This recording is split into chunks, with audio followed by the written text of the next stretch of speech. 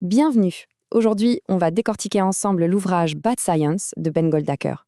L'idée, c'est de voir comment on peut s'armer un peu mieux pour déjouer les pièges de la désinformation.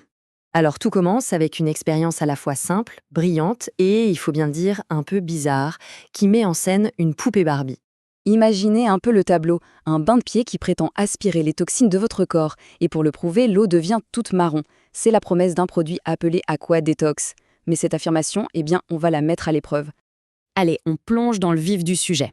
On va voir comment un montage tout simple peut suffire à déconstruire une affirmation pseudo-scientifique très populaire. L'argument de vente est plutôt malin, non? On nous offre une preuve visible. Regardez toute cette saleté, ce sont les poisons qui sortent de vous.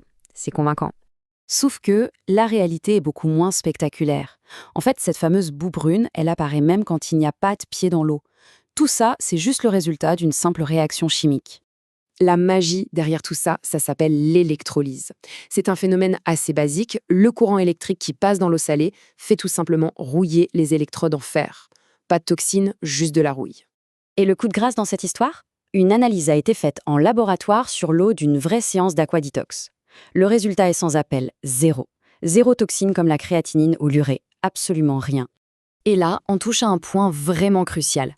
Cette astuce du banc de pied, ce n'est pas un cas isolé. Non, ça fait partie d'un schéma beaucoup plus large, une sorte de recette de la pseudoscience qu'on retrouve dans plein d'autres domaines.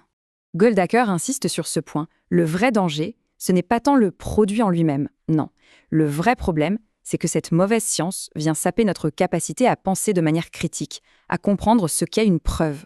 Une des tactiques les plus courantes, c'est de prendre un résultat obtenu en laboratoire, dans une boîte de pétri, et de faire comme si c'était directement applicable au corps humain. Mais notre corps, c'est un système infiniment plus complexe que ça. L'industrie cosmétique, par exemple, est championne en la matière.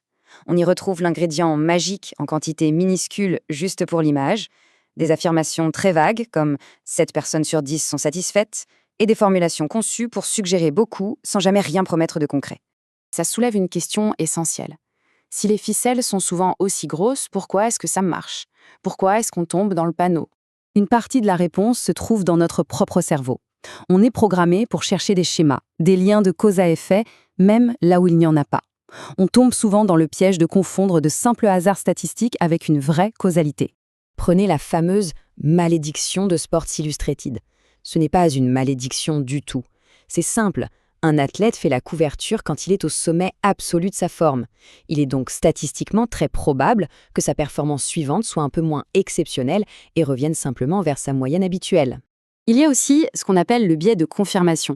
On a tous tendance à retenir les informations qui confirment ce qu'on croit déjà et à ignorer celles qui nous contredisent. C'est un réflexe humain. Mais toute cette confusion n'est pas sans conséquences. Parfois, savoir repérer la mauvaise science n'est pas juste un exercice intellectuel. Ça devient une question de vie ou de mort.